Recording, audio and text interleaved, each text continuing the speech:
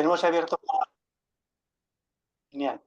Pues muy buenos días a todos. Para mí es un placer poder presentar a María Nulkatip, que nos va a hablar sobre tortícolis en la edad pediátrica.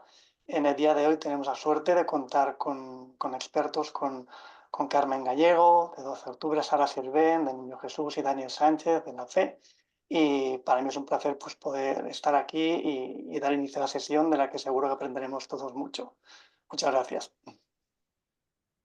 Hola, muchas gracias por estar aquí. Y nada, esta es una presentación sobre la tortícolis en la edad pediátrica y mi idea sería un poco introducir la definición de tortícolis y después hablar de los distintos diagnósticos diferenciales. Entonces, la tortícolis se define como una inclinación lateral de la cabeza hacia un lado asociada a rotación de la cara y el mentón hacia el lado contrario, que puede o no ir acompañada de dolor. En la mayoría de las ocasiones, la tortícolis tiene una causa benigna y autolimitada, pero a veces puede manifestarse por un proceso más grave y entonces habría que tener cuidado con los síntomas de alarma. Los signos de alarma que nos obligarían a hacer un estudio más exhaustivo de la tortícolis serían una exploración neurológica normal, unos signos de hipertensión intracraneal, disfagia, dificultad respiratoria, fiebre alta, aspecto séptico, síntomas constitucionales, impotencia funcional o una duración de la clínica mayor a 7 días. En el recuadro a la izquierda tenemos la clasificación CIE-10 de la tortícolis. Y entonces, con esto, saber que la tortícolis no implica un diagnóstico específico y obliga a investigar una causa si es persistente o se asocia a otros síntomas, que serían los síntomas de alarma. Entonces, podría ser o congénita o adquirida. Dentro de los dos tipos, las más frecuentes son las tortícolis musculares y empezaríamos a ver el diagnóstico diferencial de las congénitas primero. Entonces, dentro de la tortícolis de causa muscular, que es la causa más frecuente de tortícolis congénita, generalmente es unilateral, tenemos la fibromatosis coli, la tortícolis de causa postural y la agenesia del músculo esternocleidomastoideo. La fibromatosis coli es una forma de tortícolis congénita asociada a una masa palpable en el músculo esternocleidomastoideo firme y no dolorosa. Es importante recordar que no es dolorosa. Se da en las primeras semanas de vida, frecuentemente después de un parto traumático. Y la etiología todavía no se sabe al 100%, pero se plantea la hipótesis de que hay un trauma durante el parto que provoca una hemorragia y eventualmente una fibrosis del músculo, lo que lleva al acortamiento del músculo y a la aparición de la tortícolis. Suele ser unilateral, como todas las musculares, y sobre todo derecha. La prueba de elección es la ecografía, que en la imagen superior a la derecha vemos un caso típico de fibromatosis coli y lo que se ve es un engrosamiento fusiforme del músculo con una ecogenicidad variable normalmente y que el patrón fibrilar está conservado en el plano longitudinal. Además, también es importante saber que no hay adenopatías ni cambios en los tejidos adyacentes. En el Doppler, en la fase aguda, podría tener una hipervascularización y después, con el tiempo, baja el flujo en la fase fibrótica. Y en la imagen inferior vemos una comparativa del esternocleidomastoideo afecto en comparación al contralateral. En este caso también vemos el engrosamiento fusiforme y el patrón fibrilar que está conservado. Es importante tener en cuenta las asociaciones. Se suele asociar a plagiocefalia, a displasia de cadera y al pie equinovaro. Entonces, si tenemos una masa palpable congénita en el esternocleidomastoideo y además es no dolorosa, está limitada solo al músculo y se añade el antecedente de parto traumático, se cumpliría todo para pensar que es una fibromatosis coli. En cambio, si tenemos ausencia de alguna de estas características y nos encontramos ante una lesión dolorosa con celulitis y adenopatías, habría que pensar en otros diagnósticos diferenciales como la miositis infecciosa o la adenitis. En el caso superior a la derecha tenemos un caso de adenitis.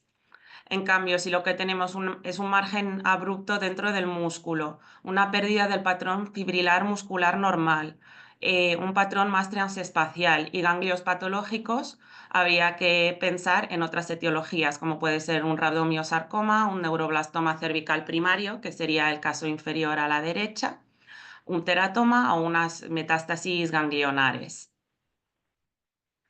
Otra causa muscular frecuente sería la tortícolis postural, la plagiocefalia.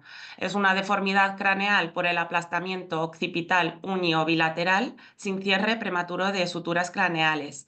Hasta un 41% de pacientes con plagiocefalia se pueden presentar con una tortícolis congénita o postural. Clínicamente lo que tienen es un aplanamiento y alopecia occipital, abombamiento frontal y occipital contralateral, la oreja ipsilateral se desplaza hacia anterior e inferior y la forma del cráneo adopta una morfología en paralelogramo. Aquí tenemos un paciente de 7 meses con una tortícolis congénita y sin respuesta al tratamiento habitual y tenía una plagiocefalia.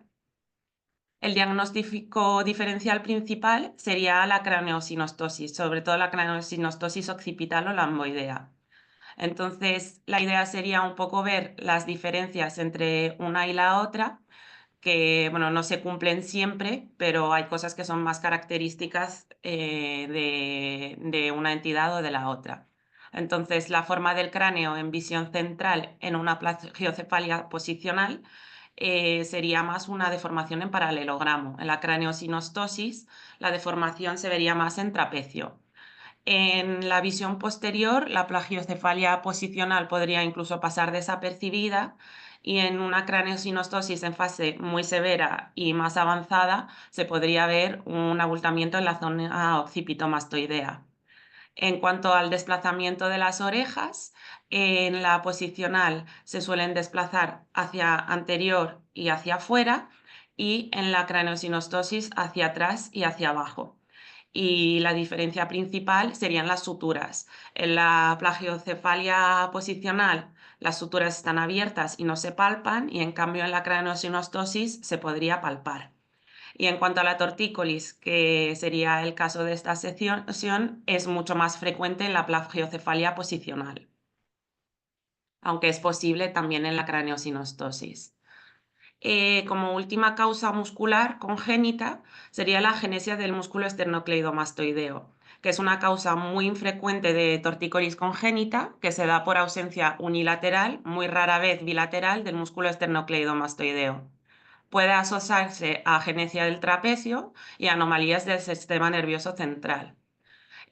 Tiene una incidencia de 1 sobre 11.000 recién nacidos vivos y de hecho este caso que presentó es un caso cedido por el Hospital Niño Jesús, que vemos que en las reconstrucciones óseas no hay anomalías óseas y en la resonancia, en el corte axial T2, vemos una agenesia del músculo esternocleidomastoideo izquierdo con una leve hipertrofia del platisma, y en los cortes sagitales vemos el esternocleidomastoideo derecho, que es normal, y una hipoplasia severa del izquierdo, que se ve mejor en las reconstrucciones volumétricas.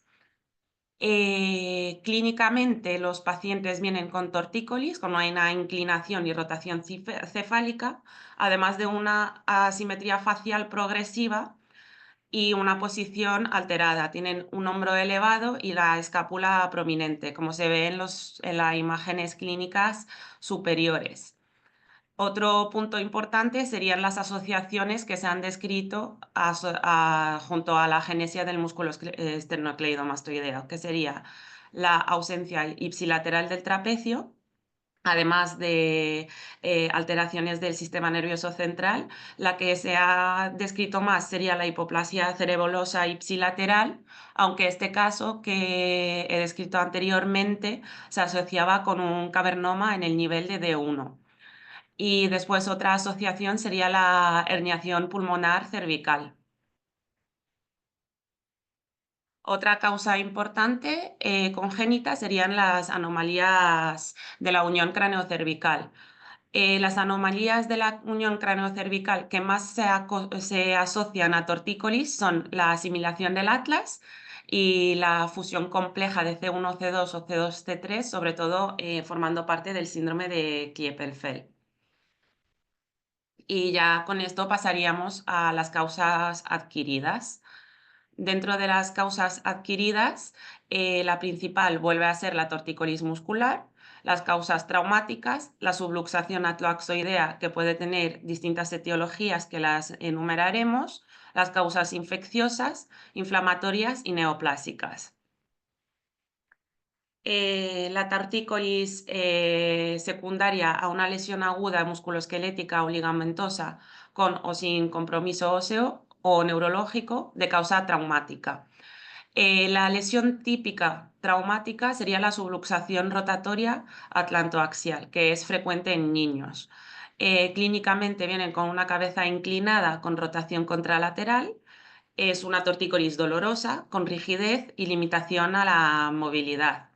Este es un caso de una paciente de 15 años que tras un traumatismo menor presenta tortícolis.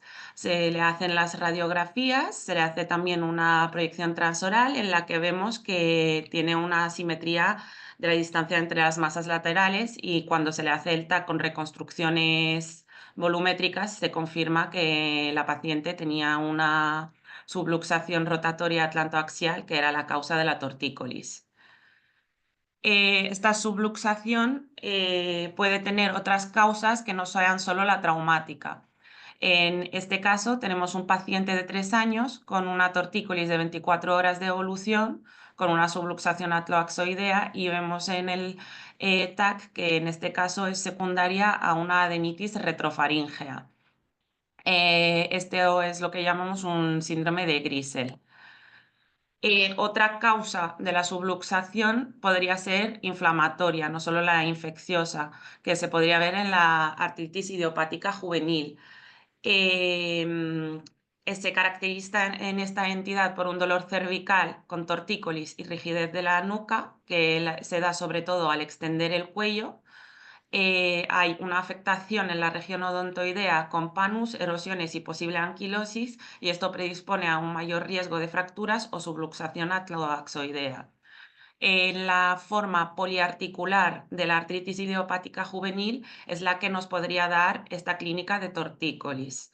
En este caso no tenía caso nuestro, por lo que he puesto uno de la literatura, en el que vemos la afectación a nivel atloaxial con una subluxación en un paciente con artritis idiopática juvenil.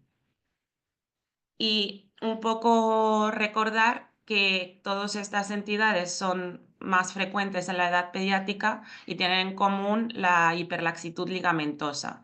Entonces, en la edad pediátrica, si se junta la hiperlaxitud ligamentosa con un traumatismo, podríamos tener una clínica de tortícolis con una subluxación atloaxoidea postraumática. Si la hiperlaxitud ligamentosa se junta con una afectación inflamatoria e infecciosa que predispone a una hiperemia, esto hace que haya también más riesgo de una subluxación con una tortícolis. Si es de causa infecciosa, recordar el síndrome de Grisel, y también puede ser inflamatoria en la artritis idiopática juvenil. Y después, como apunte en paralelo, pero no relacionado con tortícolis en sí, es recordar que esta hiperlaxitud ligamentosa se relaciona con el Shigora, que es una entidad típicamente pediátrica, en la que por la hiperlaxitud y un traumatismo podemos tener una lesión medular sin una alteración ósea ni ver un trazo de fractura. Y también recordar la pseudosubluxación. En la radiografía en visión lateral, en un niño o por la hiperlaxitud ligamentosa, podemos ver este escalón entre C2 y C3, pero no estamos ante una luxación si todas las apófisis espinosas están correctamente alineadas. Dentro de las causas infecciosas, aquí tenemos 3 casos de tortícolis. En el superior a la izquierda es un paciente que acude por un absceso periamigdalino izquierdo que con una extensión parafaríngea. El paciente no mejora y entonces más adelante se presenta con trismos y rigidez cervical. Se le realiza un TC de cuello y se confirma la existencia de un absceso parafaríngeo izquierdo con extensión al espacio retrofaríngeo. El caso del paciente superior a la izquierda, tenemos una radiografía lateral en la que vemos un aumento del espacio retrofaríngeo y en este caso era una adenitis cervical bilateral por micobacterias y se complicó con una lesión abscesificada parafaríngea derecha. El caso inferior es un paciente que tiene 5 días de fiebre diaria, con un pico máximo de 39 y con una regular respuesta a tratamiento. Y después tiene odinofagia y dolor a la desviación cervical. Se le hace un TAC de cuello y en este TAC vemos un absceso cervical con una colección retrofaríngea que se extiende hacia el lóbulo tiroideo izquierdo.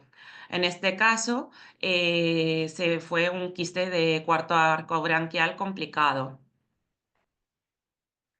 Dentro de las causas infecciosas también está la osteomielitis. Este caso es un caso de osteomielitis tuberculosa, que tenemos una colección con un componente epidural anterior importante, con restricción a la difusión y realce tras la administración de contraste, con una afectación pulmonar típica de TBC.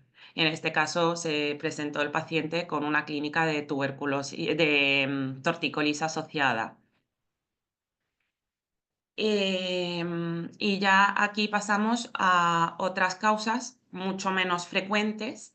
Este es un paciente de 12 meses que vino a urgencias con una tortícolis y nada, cuando le ven le dan un diagnóstico de probable origen muscular. Se le hace una radiografía, que es la que se ve en la parte superior izquierda, que es normal, y después no tenía ninguna otra clínica acompañante. Recibe tratamiento antiinflamatorio y después acude otra vez a urgencias tras 15 días de evolución que no había mejorado. Y no presenta ni fiebre ni otra alteración analítica asociada. En este caso, por la persistencia de la clínica, se le hace una resonancia y se confirma que el paciente tiene una lesión lítica con componente de partes blandas a nivel de C1, que en la gammagrafía se confirma que es una lesión única por histiocitosis de células de Langerhans. Es una lesión ósea lítica benigna de origen histiocitario y que puede afectar a la columna cervical y presentarse como una tortícolis subaguda. Y aquí tendríamos las causas neoplásicas, que no habría que olvidar, aunque no como causa frecuente de tortícolis, las causas neoplásicas, tanto los tumores de fosa posterior como las lesiones óseas. A la izquierda tendríamos dos lesiones en fosa posterior con clínica de tortícolis, un ependimoma anaplásico y en la región inferior es una lesión de pequeño tamaño, pero igualmente fue un glioma de bajo grado y que acudió el paciente con una clínica de tortícolis. Y las lesiones óseas, este es un caso cedido por el Hospital Niño Jesús de un osteosarcoma y el paciente también dentro de su clínica presentaba tortícolis. Existen otras causas muy poco frecuentes también, como causa poco frecuente de tortícolis, que normalmente no se suelen presentar con clínica de tortícolis, pero una malformación vascular de gran tamaño podría provocar una desviación del cuello. Otras causas poco frecuentes sería el reflujo gastroesofágico. En menos de un 1% de pacientes pediátricas con reflujo gastroesofágico pueden presentar una tortícolis espasmódica y una distonía, sería el síndrome de Sandiffer. En este caso, una ecografía podría ser útil, que tiene una sensibilidad del 65% durante el episodio. Y como apunte final, las causas oculares. La causa ocular puede ser una causa de tortícolis, especialmente la parálisis del cuarto par y del sexto par. Estas se diferenciarían en que el cuarto par, que inerva el oblicuo superior, sería una causa de tortícolis con una posición de la cabeza como la que nos esperaríamos, que sería una tortícolis sobre mentón, para compensar el estrabismo. Y la parálisis del sexto par, que sería más del recto lateral, daría una tortícolis horizontal para compensar la desalineación ocular también. En este caso puede ser tanto congénita y adquirida, y hacer una resonancia cerebral para descartar las causas estructurales sería importante. Y nada, con esto acabaría la sesión y habríamos repasado pues, las causas más frecuentes de tortícolis en la edad pediátrica, en la que el papel de radiólogo podría ser importante. Muchas gracias.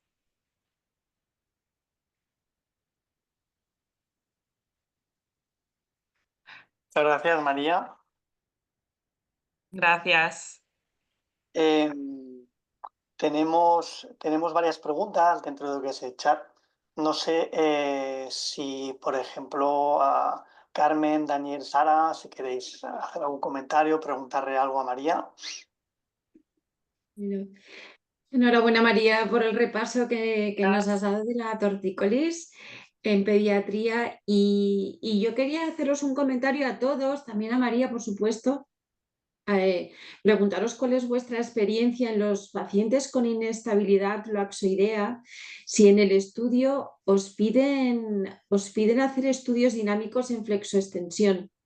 Viene un TAC o en resonancia, porque a nosotros nos pasa que los neurocirujanos a veces en el momento prequirúrgico, cuando están planeando la cirugía y decidiendo, sobre todo en niños complicados, a veces sindrómicos, bueno, que necesitan el máximo de información, sí que nos piden hacer estudios dinámicos y son bastante complicados porque conseguir que el niño colabore, pues a veces es muy complicado. Hacer estos estudios con el paciente sedado, pues tampoco es fácil. A los anestesistas no les encanta. Entonces, quería preguntaros un poco vosotros si tenéis experiencia en esto, ¿cómo hacéis? Para nosotros a veces es un poquito reto, un poquito problema. Y nosotros hacemos bastantes estudios de estos niños. La verdad es que con la terminología de inestabilidad atlaxoidea hay bastante confusión porque, claro, yo siempre diferencio entre la inestabilidad anteroposterior atlaxoidea y la inestabilidad rotacional, que son pacientes diferentes, ¿no? Distintos. Los de la inestabilidad atlasoidea anteroposterior son niños que tienen pues, debilidad ligamentaria o que tienen algún tipo de displasia cervical y tienen más riesgo de, bueno, pues de lesión medular cuando flexionan y extienden la cabeza, ¿no? En este caso sí que hacemos estudios en neutro, flexión, extensión, que nos lo piden normalmente los cirujanos, porque en estos casos sí que hacen una descompresión a veces o una fijación occipito-cervical. Y es distinto del estudio cuando hay una sospecha de rotación, de inestabilidad rotacional, que en este caso eh, a mí me gusta hacer los estudios también en neutro, pero con la rotación de la cabeza hacia un lado y hacia otro, no en flexión y extensión. Pues en este caso sí que nos va a permitir diferenciar cuando la subluxación rotatoria es fija o no es fija, ¿no? Yo realmente subluxaciones fijas me he encontrado muy poquitas, porque a veces estas subluxaciones sí que podrían necesitar una cirugía. La mayor parte de estas rotaciones, de estas subluxaciones rotatorias, son transitorias. Y has comentado, María, que probablemente es la causa, pero a veces me pregunto si no será la consecuencia o la manera que tenemos de ver que el niño está sufriendo algún tipo de desbalance muscular o neuromuscular y como consecuencia se produce la subluxación. Y es un Sí, dato radiológico que nos orienta que hay una subluxación, pero yo no tengo claro que sea realmente la causa, sino la consecuencia, ¿no? sí, sí, tienes razón. Daniel, y en los casos de inestabilidad anteroposterior, ¿Vosotros cómo hacéis el estudio dinámico? ¿En el TAC o la placa con reso? Pues nos lo piden a veces en la radiografía simple, pero o sea, sí es muy evidente que hay un desplazamiento del arco anterior del atlas respecto a la apófisis odontoides, pues lo vamos a ver en la placa simple, pero cuando tenemos dudas siempre hacemos la tomografía. Cuando los niños son mayores, obviamente, pues nos colaboran, y cuando están sedados, siempre con el cuidado, normalmente el anestesista nos colabora bastante. Entonces solemos poner algún tipo de cojín, pues cuando hacemos la flexión en la parte alta de la cabeza, y cuando hacemos la extensión un poquito más abajo en la zona de los hombros. Suelen salir bien, la verdad. No hemos tenido, que yo recuerde, problemas con ninguna vía aérea ni con ningún raquis. Obviamente también hay que adaptarse a la sintomatología del niño. O sea, en niños que tienen, a veces si vienen con un tortícolis muy rígido, es muy difícil hacer las rotaciones. O si vienen con una sospecha muy grande, o ya hemos visto en la placa que hay un gran desplazamiento, vamos con cuidado de no hacer una flexión completa, una extensión completa, para no, obviamente, no lesionar. Pero vamos, no hemos tenido ninguna catástrofe con ningún niño. Sí. Nosotros igual, o sea, me tranquiliza ver que hacemos todos igual. Lo que pasa que es un poco siempre eso, la inquietud, porque dices, hay veces que cuando tienen tanto desplazamiento, pues eso, siempre hay un entorno, hay un poco pues de preocupación por si puedes lesionar, que a veces, pues según qué compañeros, pues necesitan, para estar más seguros, que esté presente pues el neuro o el trauma que lleva el paciente. Pero bueno, sí, nosotros hacemos igual entonces. Ujú. Gracias. Yo quería, María, quería hacerte una Sí. pregunta un poco más básica, más general. Ya sabemos, has contado muy bien que la tortícolis pues, se puede presentar a diferentes edades, ¿no? Y con diferentes patologías subyacentes. Pero, por ejemplo, en un hospital, ante una consulta desde pediatría, quizá no tan especializado, ¿qué pruebas de imagen crees tú que serían un poco las iniciales? Pues por lo que he leído, en principio no está indicado hacer prueba de imagen. Sería primero con la clínica y ver la sospecha clínica, y ya después, si se trata de una tortícolis persistente, según la sospecha, ya elegir si hacer una radiografía simple, que sería muchas veces la primera prueba a hacer, o una ecografía si se sospecha una fibromatosis coli, o si la fibromatosis si la clínica es persistente, también se hacen controles ecográficos. Y ya si hay una sospecha de alguna entidad más distinta, o hay síntomas de alarma, pues igual hacer una resonancia, o ante un traumatismo, pues un TAC. Y no sé si más o menos es un poco lo De que... hecho, perdón.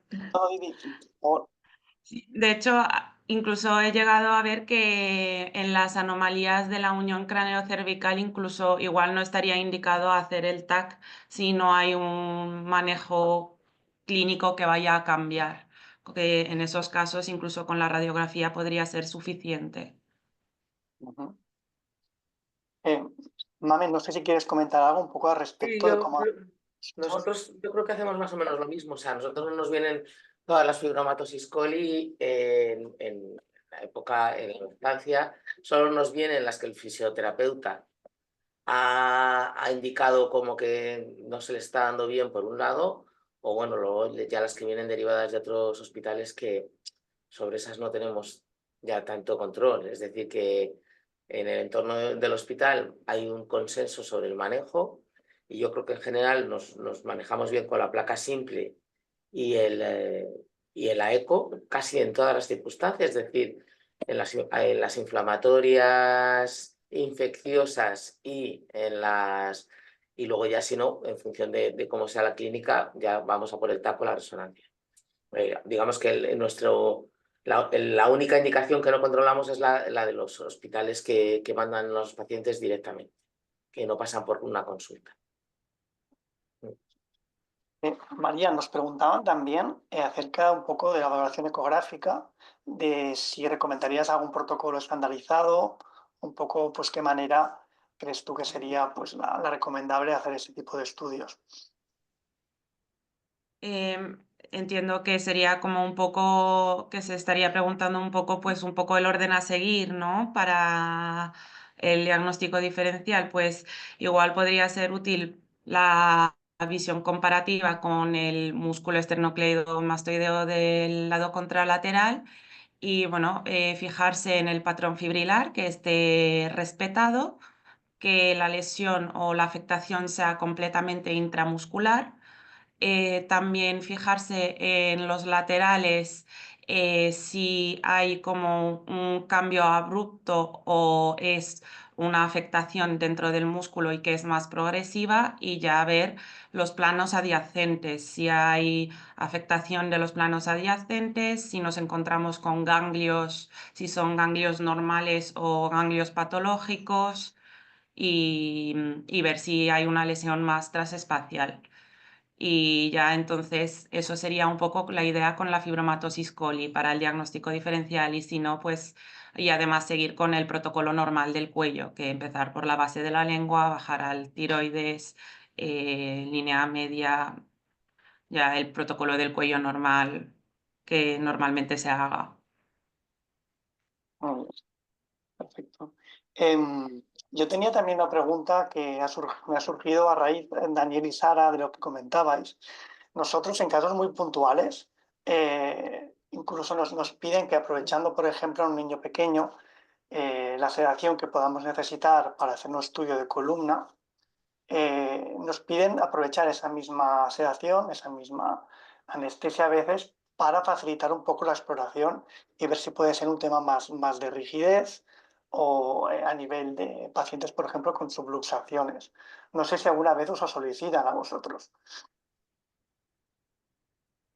Bueno, yo la verdad es que no, no hemos tenido esa experiencia, no hemos caído en la cuenta quizá de la oportunidad de aprovechar la anestesia y que el paciente está relajado para ver si realmente es fija o no. Y la verdad es que es una oportunidad estupenda. Se lo diré a mis compañeros, pero no se nos ha dado. A No, nosotros nos lo piden, pero Sí, sí. sí, a nosotros tampoco, en este caso concreto. Es cierto que en otras ocasiones, cuando sedamos a los niños, sí que aprovechamos, si hay que hacer alguna otra exploración o alguna otra tipo de intervención, se aprovecha esa sedación incluso pues para trasladarlo a la resonancia si tiene dos pruebas seguidas y claro, para no perder la oportunidad de en una misma sedación hacer todo lo que sea necesario, sí. Mm. la verdad Sí, es que exacto. Nosotros igual, a lo mejor si tenemos que pasarlo del TAC a la RESO y ya lo tienes sedado y lo pasas de una sala a otra, o que tengan que hacerle unos potenciales o así, aprovechar la misma anestesia en colaboración con los anestesistas. Pero la verdad es que vengan a explorarle, no. em, no sé si tenéis alguna pregunta más, algún comentario más por vuestra cuenta. Sí, yo quería comentar algo que respecto a las pruebas diagnósticas y referido otra vez a la subluxación rotatoria, es que muchas veces comenzamos con una transoral para tratar de identificar la apófisis odontoides respecto a las masas laterales del atlas y muchas veces, bueno, yo lo que me encontré al principio de la práctica es que asimilábamos o reconocíamos como lo mismo la desviación o el acercamiento de la apófisis odontoides a una de las masas laterales del atlas con la rotación rotatoria, con la subluxación rotatoria adloaxoidea. Y de lo que me he dado cuenta es que no siempre es así, es decir, que hay niños que pues la formación de la apófisis odontoides parece ser que tiene lugar a partir de dos núcleos primarios de osificación que se forman, que se fusionan en el octavo mes, si no estoy mal, de la vida intrauterina, y luego hay un tercer núcleo de osificación secundario, que es el de la punta de la apófisis odontoides, que muchas veces lo vemos y lo calificamos como odontoideum, que finalmente termina fusionándose, ¿no? Bueno, hay muchas teorías sobre la formación de este hueso, pero estos dos núcleos de osificación primaria, a veces, lo que yo he leído es que a veces uno de ellos está hipoplásico, entonces la formación de la apófisis odontoides no es simétrica y esa formación asimétrica puede hacer que la distancia a las masas laterales sea asimétrica igualmente, ¿no? Entonces no hay que confundir la asimetría de la distancia de la apófisis frente a las masas laterales del atlas con la subluxación. Siempre que se sospecha subluxación rotatoria fija, que es la que nos va a dar problemas, hay que hacer un estudio de TAC con las rotaciones. Tú has presentado varios ejemplos con reconstrucciones volumétricas muy chulas en 3D, donde se ve claramente que las carillas del atlas y del axis no están parejas, ¿no? Entonces, para realmente verificar que es fija, lo que tenemos que hacer son las rotaciones y observar que la carilla que está subluxada no se corrige durante las rotaciones de la cabeza. En este caso sí que tenemos una patología más grave, que no suele ser ni mucho menos tan frecuente como la subluxación no fija. Pero bueno, era sobre todo llamar la atención sobre el hecho de que la simetría de la distancia no es equivalente a subluxación rotatoria y que muchos niños que les hacemos TAC por otros motivos tienen esa simetría sin tener una subluxación, ¿no? Sí, sí. Ahí entramos un poco en un campo que incluso a nosotros, que quizá nos dedicamos más, nos cuesta, ¿no? Ese tema de variantes, ¿no? Que siempre es un problema, especialmente cuando te lo encuentras en un sitio donde eso puede ser patología también, ¿no? Pero bueno, Eso es. es complicado. Sí, sí. Muchas gracias. Carmen, lo digo porque al inicio de la sesión, en el coloquio, has comentado el tema de atoxina. No sé si para los que se han conectado un poco más tarde, nos querías un poco actualizar en esta opción reciente terapéutica, ¿no? de lo que es la tortícolis en relación a la patología más congénita del externo. Bueno, sí, lo puedo así comentar con la audiencia en general. Nos ha pasado no precisamente por un estudio exhaustivo nuestro, sino porque los pacientes nos han demandado así. Comenzar a tratar estos pacientes, los que tienen una fibromatosis coli, en el que el fisioterapeuta no está consiguiendo grandes avances con la rehabilitación, introducir la toxina botulínica que se hace intramuscular y solemos infiltrar dos músculos, el trapecio y el esternocleidomastoideo, a las dosis habituales de toxina botulínica A, que bueno, pues las podéis consultar en cualquier manual de toxina, pero bueno, que no suelen superar las 12 unidades por kilo de peso y en general entre 1 y 2 unidades por kilo de peso y músculo. Y bueno, se puede hacer una inyección en varios puntos del músculo o en uno solo y en retirada ir distribuyendo la toxina. Nosotros no utilizamos electromiograma, pero está yendo bien y bueno, los pacientes siempre da un poco de miedo introducir toxina en niños tan pequeños, pues porque siempre tienen un poquito como de debilidad del esqueleto axial y pueden tener algo de disfagia, pero nosotros no llevamos nada más que 2 pacientes, pero nos ha ido bien. Los padres están contentos y el fisioterapeuta también. Se consigue a partir de la segunda semana una manipulación muchísimo más cómoda del músculo y con buen resultado. Así que es bueno, eso es una iniciativa terapéutica más en la que podemos estar nosotros implicados si hacemos la inyección de toxina con ECO y si no, pues también ofrecérsela a nuestros fisioterapeutas y que el servicio que se encargue de poner la toxina en el hospital, pues que se encargue de esto también. Mamen, perdón. Entiendo que la inyección es en el lado donde está la fibromatosis, ¿no? Tanto en el Sí, sí. esternocleido como en el trapecio Como en el de... trapecio, igual, en el mismo lado. Pues me parece algo muy interesante, ¿no? Porque quizá cortas un poco y en pacientes que se alargan mucho, Sí, ¿no? La distancia sí, sí.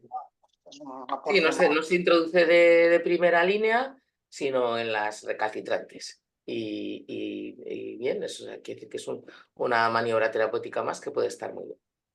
Me ha encantado la charla, María, que no te lo he dicho. Muy bonita. Muy bien. Muchas gracias, Carmen. No sé Y si hay muchas gracias a todos. ahora. He mirado en el chat, se ve una pregunta más. Creo que más o menos lo más importante lo hemos cubierto. Quisiera darte las gracias, María, por la charla. Me ha gustado mucho, una gran revisión de un tema que, bueno, pues inicialmente parece que es fácil, la mayoría de pacientes van muy bien, pero por supuesto, pues el espectro de patología puede ser muy amplio, ¿no? Según diferentes contextos. Así que muchas gracias, me ha gustado mucho. Y muchas gracias también a los expertos que nos habéis podido acompañar, a Daniel, a Sara y a Carmen. Y no sé si, Salva, querías añadir algo más. Bueno, primero de todo, agradeceros a todos vuestra participación. Gracias a ti, Jordi, por tu excelente moderación. Gracias también a Daniel a Sánchez, a Sara Sirven y a Mamen Gallego por vuestros comentarios. Y bueno, María, espectacular. Yo un poco me he quedado contra... Yo intento siempre defender el rol del radiólogo, en este caso el radiólogo pediatra, ¿no? Y yo creo que aquí hay tres valores enormes, ¿no? No solo conocer muy bien el diagnóstico diferencial, que lo has enseñado muy bien, no solo hacer la ecografía bien y manejarlo, y después también me ha gustado muchísimo el tratamiento intervencionista que Mamen ha explicado, ¿no? Cómo tenemos una opción terapéutica y después también otro valor es la comunicación con los pacientes, ¿no? Tenemos que ser muy visibles, los radiólogos pediatras sois muy visibles, pero en general tenemos que ser visibles a la población. O sea que muy bien, en las 4 ideas yo creo que las has marcado muy bien. No sé si quieres decir algo más a la audiencia, María. Pues quería daros las gracias a todos por estar aquí y muchas gracias por todos los comentarios y por contar conmigo hoy. Perfecto, seguro que contamos con más sesiones contigo. Gracias de nuevo y simplemente comentaros que mañana tenemos otra sesión de radiología pediátrica. Estará el doctor Ángel Lancharro, que nos va a hablar de malformaciones anorrectales, lo que el radiólogo necesita saber. Estáis todos invitados, que tengáis un gran día. Gracias, Mamen, gracias, María, gracias, Daniel, gracias, Jordi, gracias, Sara, gracias, Dani. Que vaya muy bien el lunes. Un saludo a todos. Nos vemos. Que vaya